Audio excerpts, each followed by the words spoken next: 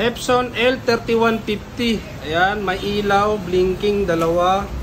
Ayan po siya. Tapos hindi daw makapag-print. Marami pa naman piniprint si sir. Tapos biglang tumigil na. Ngayon, check natin dito ulit. Ganun ulit. Check natin, driver.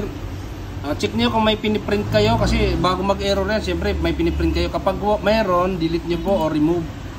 Ngayon, titingnan natin ulit. Check natin sa status.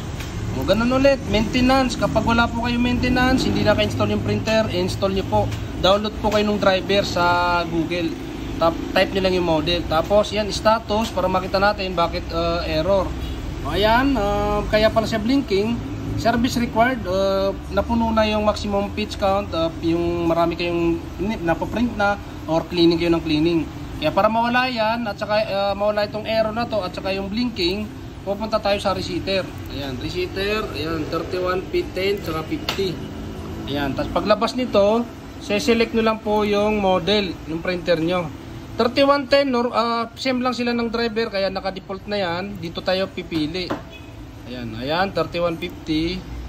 Okay nyo. Tapos ito, waste ink pad, yung i-reset natin. Check natin. Ayan. Check.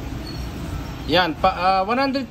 Ngayon, para mawala yan, pipindutin natin yung ulit yun. Ito, check nyo ulit, tapos initialize. Yan. Yan, turn off printer. Ayan, turn off natin yung printer. Ayan, turn off printer. Ayan, pag on natin yan, wala na yung blinking. Ayan, wala na po siya. Ngayon, pwede na kayo mag-print, wala na po yung service required. Ayun, ganun lang po mag-reset ng L3150. Kaya yun, maraming salamat. Huwag niyo pong kalimutan i-like, i-share yung video natin.